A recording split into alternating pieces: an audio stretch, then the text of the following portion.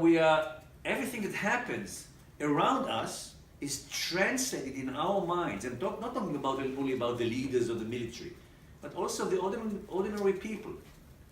It is translated whatever is happening. For example, we have a problem, a major humanitarian problem on both sides of the border.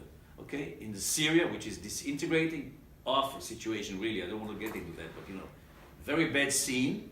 And also we have a very, relatively minor, but still very, very significantly bad situation, humanitarian situation in Gaza.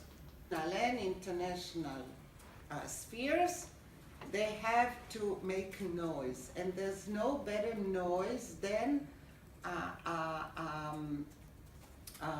resorting to armed struggle. You can call it terrorism, guerrilla, national liberation war, whatever, it's the same. And war is a war, and it doesn't make any substantial difference whether you use bombs or tanks. Technologies, military technologies, and also even participate in the attacks in Sinai with its own aircraft, sometimes, of course, with Egyptian permission. But all of this is, you can see it on the media. It's, this is all, at least not in the Israeli media. Was to stop Iran from becoming a nuclear state and to bring it back to the fold of the NPT. That was always the goal. Iran is a violator of the NPT. Iran worked on a military nuclear program, and the whole point of this exercise of negotiations with Iran was to get Iran back into compliance with the NPT and to leave the military route. So Tillerson said this deal has not achieved that goal because it has holes, it has flaws, it does not prevent Iran from becoming a nuclear state, certainly because of the worst part of the nuclear deal is, of course, its expiration date, without linking that to changes in Iran's behavior or the interest that it presents to the world. So he said the deal has not achieved its goal, and therefore, when we, the Trump administration, are reviewing this deal, we're looking at the entire picture. The JCPOA, the Iran nuclear deal, is one component of Iran's behavior. And all of the other aspects of Iran's behavior are important and relevant to assessing the nuclear round. Because one, please take a look at Gaza and be convinced that it wasn't destroyed. 3. Okay? And number 2, look at the open fields here on the rise across from the security fence. Because one of the complaints is that when we tell Gazans to evacuate their homes in anticipation of an attack, they have no place to go. It's not really in the, I would say, in the volume that the Europeans are claiming, but yes, there is a kind of a trend to try and to shut mouths, which is from our side anti-democratic, and we are trying to shout again against it. Coalitions, we need to come together to bring together several parties, and until we get to the golden number of 61, which is a majority out of 120. At this time, the coalition is 66, actually. And can you hear me at the end? And you hear me too well? So, really nice to be with all of you, and thank you. Just a few words of introduction about myself that are related to what I'm going to be speaking about tonight, which is the Israeli public's relationship to the Palestinian issue, to the occupation, to settlements, and to try to unpack that a little bit for all of you, how average Israelis relate to the conflict. Well, for many years I worked as a journalist. Now I write books, but I was born in New York, as you can hear. I moved here in 1982, and I worked for the Village Voice. Some of you may know the paper. I was their correspondent here, and then I finished my career as a journalist working as the correspondent for the New Republic. Both the Village Voice and the New Republic were once, I think, great publications that have now declined significantly. I hope I didn't have too much to do with that, but I'm no longer working as a regular journalist. And I have experienced the Arab-Israeli, Palestinian-Israeli conflict in several ways. First of all, as a protagonist, as someone who came from the outside, moved to Israel, chose a certain side. I became an Israeli citizen. I served in the army. My son served in the army. So that's one way I experienced this conflict. Another way is as a journalist, which was supposed to be, at least, open to all sides to try to understand the conflict from many perspectives.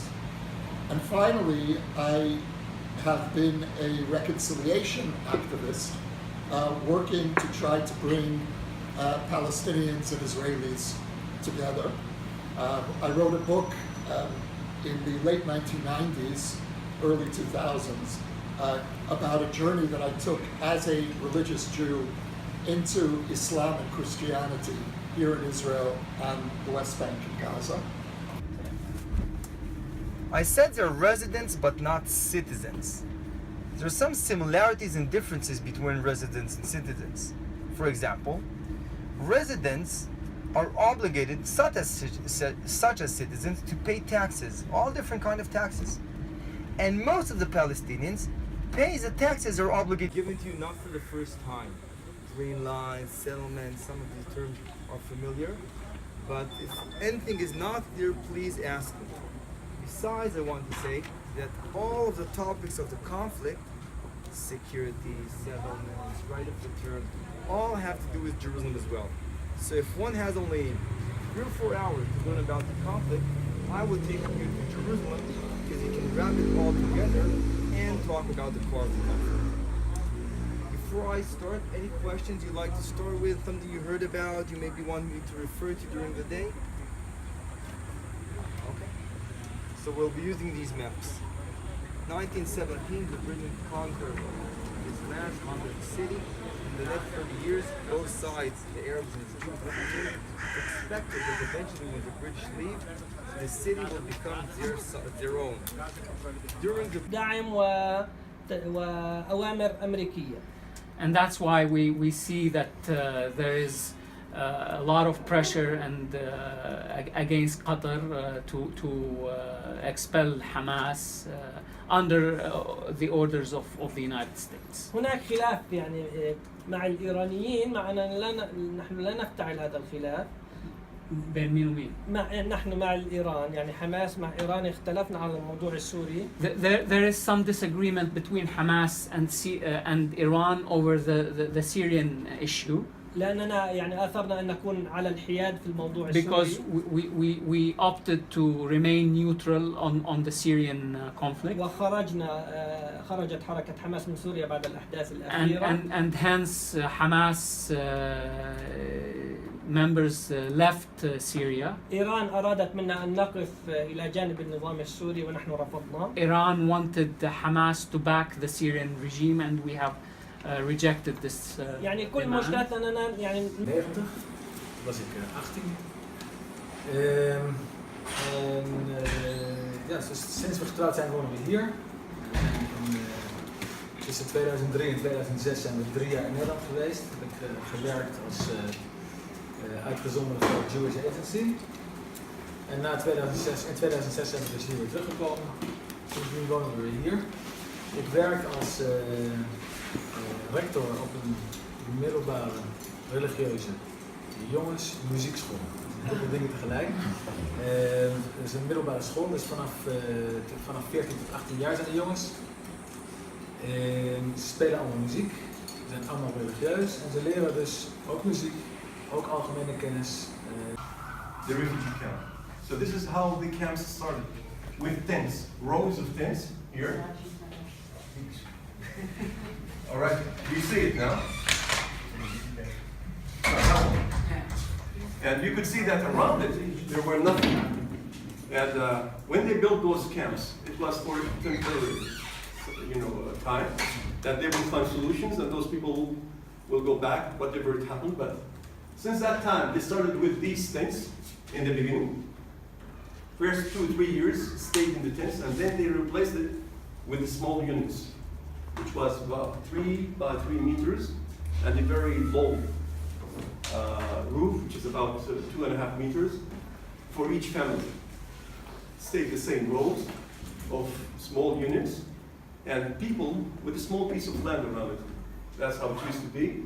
And those people through the years, we're talking about over 65 years now, they started first of all to add a room, a kitchen, a bathroom, because they were using only the whole rows, one facility, one bathroom.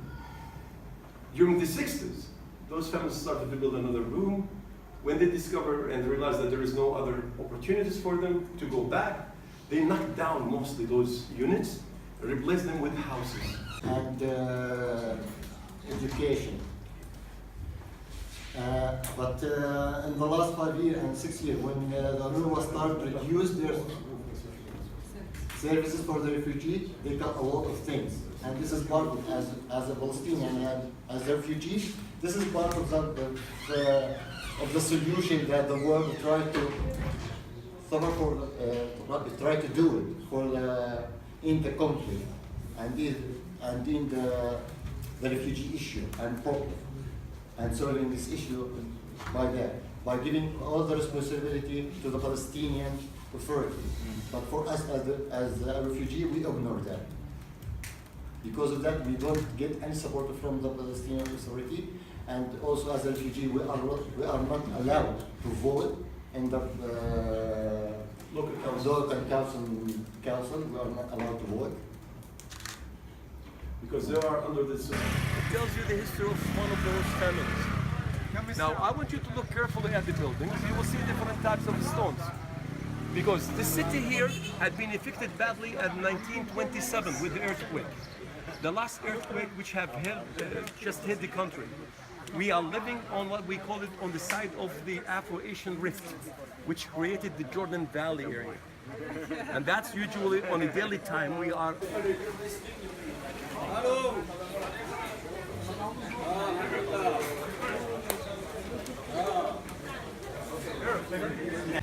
We had the disengagement agreements with the Syrians, and the UN was invited, you can see on the gate, a disengagement observer force, UNDOF, invited to create like a kind of area of operation on the Syrian side in order to observe these disengagement agreements, basically meaning to make sure that Israel is not bringing too much soldiers or ammunition from inside, and the Syrians are not bringing too much soldiers and ammunition. On this side, a small force of about 1,500 soldiers from various countries, including sometimes European countries, and this was the buffer zone. Summer 2014, the whole security situation is there. Now, if you look ahead of us, you may be able to notice like 2 water reserves. One is very small and it's closer to us, and the other is bigger. The smaller one is inside Israel, and the fence goes right behind it, and you can see that next to it there is one white building. It's in that direction, a little bit to our left. One white building over there. On top of the roof with the binocular, you may be able to notice it's written UN. It's a UN position on the fence. שבת זה הזמן הגדול של האהבה. היעלה, השבת, מתחברים. אחד אותי תכף נשיר, ויעלה יעלה הוא שיר נפלא, פיוט שיושב על שיר השירים. And the morning after, he asked the wise people in his kingdom, why am I having these terrible nightmares? Day after day, or night after night. And they all said, but dear Sultan, this is the punishment for Allah, for God. Why is Allah punishing me? It's such a good Muslim, he asked. So they say, well, you know, you're very rich, you're intelligent.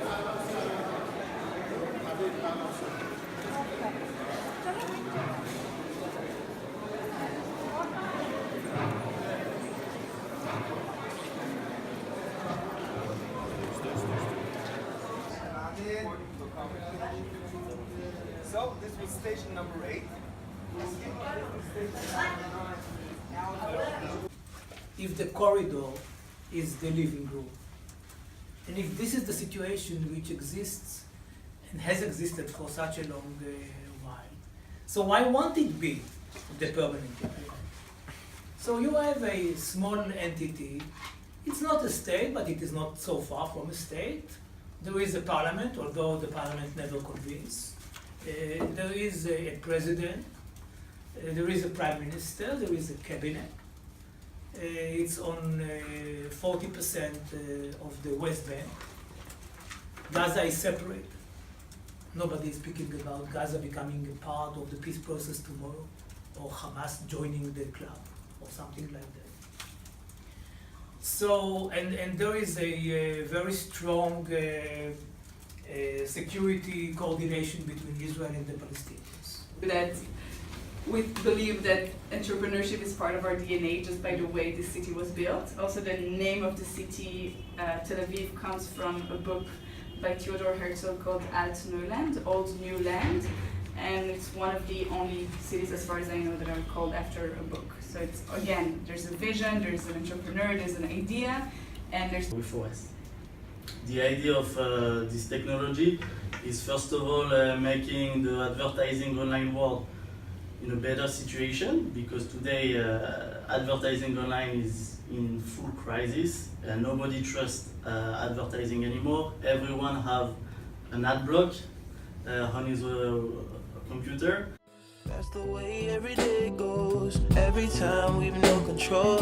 If the sky is pink and white, if the ground is black and yellow, it's the same way you showed me.